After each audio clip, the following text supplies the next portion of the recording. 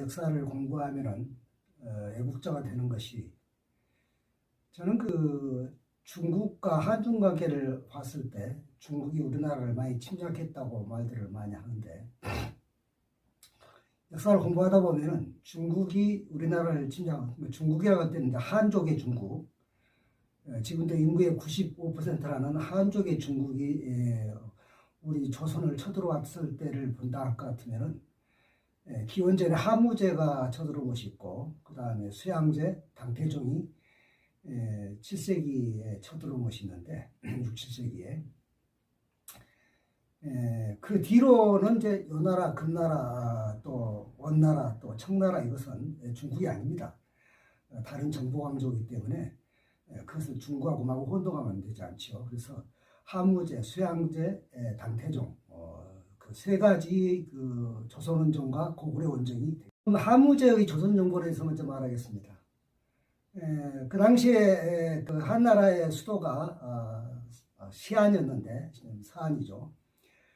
지금도 비행기로 한 5시간 가야 되는데, 그 먼 데서 조선정보를 했다는 것이 두 가지로 기억해야 됩니다. 그렇게 먼 데서 와야 할 만큼 조선이 굉장히 중요했다는 것이죠. 그리고 또 상당히 어떤 그런 원한이 있었다는 이야기죠. 왜 그러냐면은, 그렇게 먼 데서 왜 그렇게 많은 대군을 이끌고 왔을까?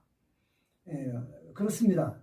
그 한나라를 아주 괴롭힌 나라가 흉노족입니다. 흉노족인데, 그 흉노족을 그 뒤에서 조종하고 있는 동이족의 오랑캐 우두머리가 우리 조선이었습니다. 그래서 한나라로서는, 하무제로서는 이 조선을 정벌하지 않고는 흉노를 이겨먹을 수가 없다, 이런 위협을.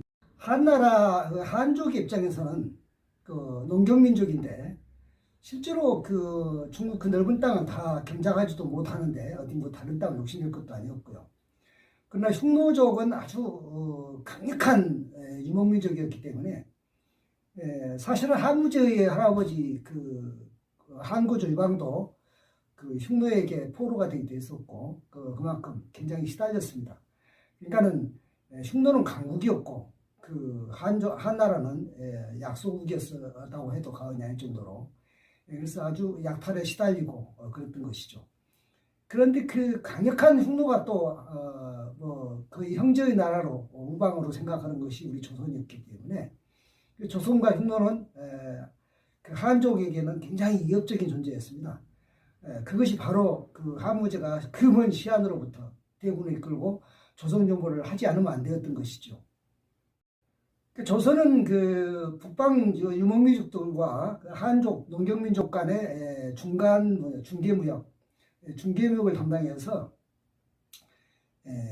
상당히 재미를 보고 있었고, 그 당시에는 굉장히 동북아에서 주도적인 그런 강대국이었기 때문에, 한나라로서는 조선정벌을 했어야 했고, 이것은 훗날 고구려 때 수양제나 당태종도 마찬가지입니다. 그때는 이제 흉노가 아니고 돌골족이었는데, 돌골족은 지금 터키의 조상들이죠. 그들도 마찬가지로 굉장히 중국을 괴롭혔기 때문에, 그리고 또 막강했기 때문에, 실제로 당태종도 돌골에게 처음에는 많이 시달렸죠. 나중에 이제 정벌을 했습니다만은, 어떻거나 돌골의 후방에 있는 고구려가 항상 위협이었기 때문에 고구려 원정을 우리 고조선이죠. 고조선과 고구려가 약소국이 아니었다는 이야기입니다. 그러자면 침략이나 당하고 맨날 그랬던 나라가 아니고, 중국에 맨날 뒤통수나 맞고 하는 그런 나라가 아니고, 우리가 강대국이었다는 것입니다. 그래서 그들이 생각해 보세요. 수양제가 그때도 수도가 시안이었는데, 시안서 고구려 원정을 났을 때 130만 대군을 이끌고 갔는데, 그 많은 대군을 왜 이끌고 갔겠습니까? 만약에 고구려가 시원찮은 나라였다고 하면, 우리가 그냥 잘못 배운 대로 약소국이었다면 130만 대군이 왜 필요하겠어요? 그것이 아니죠. 아주 강대국이었죠. 그것도 동양의 강자였습니다. 그렇기 때문에 고구려를 정벌하지 않고는 돌고를 다스릴 수 없다는 것. 또 하무제도 고조선이죠. 정벌하지 않고는 흉노를 다스릴 수 없다고 하는 그런 것 때문에 조선정벌과 고구려 정벌이 있었던 것입니다. 그래서 그때만 하무제, 당태종, 수양제 세 번만 중국이 그러니까 우리가 역사를 공부할 때는 그 침략이나 당했다라고 하는 그런 그 약소민족 같은 그런 그 말하자면 피해망상 그런 것으로 역사를 우리가 잘못 가르치고 잘못 배웠기 때문에 오히려 문제가 있었습니다. 그래서 그 한국사를 공부하는데 금지도 없고 그랬는데 그것이 아니라는 것이죠. 그래서 그러면은 우리가 오늘날 중국을 보는 시각도 바꿔야 됩니다. 중국은 대체로 그 이민족들 그러니까는 거란 그리고 여진 그리고 몽골 또 그리고 만주족들의 그 침략을 받았던 그런 나라로서 굉장히 그 피해 의식이 있습니다. 그래서 그들은 농경민족이기 때문에 아까도 말했지만 자기들 땅도 뭐 다 경작하지 못하는데 다른 내부의 땅을 욕심낼 이유가 없기 때문에 우리가 중국이 조선을 일방적으로 침략했다, 우리는 침략만 받았다 그렇게 생각하는 것은 팩트에 맞지 않습니다. 그 제국주의와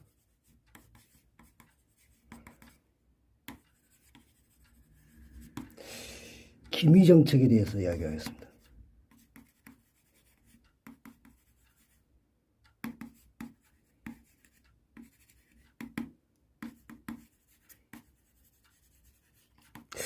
제국주의는 이제 그 일제 식민지라든지 또 미국의 그 필리핀 식민지라든지 영국의 인도 식민지를 생각하면 되겠고, 그 기미 정책은 당나라나 명나라가 우리 조선 같은 그 주변국에다가 했던 정책인데, 말뜻으로는 이제 곧비, 굴레와 곧비라는 뜻인데, 그 제국주의하고 조금 성격이 다릅니다. 그래서 그걸 한번 비교해 보이겠습니다. 그러니까 이제 제국주의는 그 식민지에서 값싼 원료와 값싼 노동력을 조달하고 그 다음에 그걸 이제 완제품을 만들어서 다시 식민지를 시장으로 만들어서 파는 거죠. 그러니까 아주 철석같이 그 울궈내는, 그래서 그 영국의 인도 식민지에다가 뭐 미오나를 다 심었다든지, 또 아펜 전쟁 때는 그 아펜을 심었다든지 이런 것이 이제 대표적이 되겠습니다. 기미 정책은 이제 이런 겁니다. 말로는 아까 말했듯이 굴레와 곧비라는 뜻인데, 당나라나 또는 명나라가 특히 이제 우리 조선에게 했던 것처럼 이 조공 책봉 관계죠. 그러니까는 왕을 그 승인하고 그 다음에 그냥 형님 하면 됩니다. 뭐 특별하게 다른 건 없어, 간섭하는 건 없고, 뭐 특별하게 맘먹지만 않는다면, 그 이제 제국주의는 그 식민지에서 철저하게 원료와 값싼 노동력을 수탈하고 그 다음에 다시 완제품을 거기다 파는 그 시장으로서 이용하는데, 기미 정책은 이제 조공 책봉 관계라고 그러는데, 조공을 바치고 책봉을 받는다.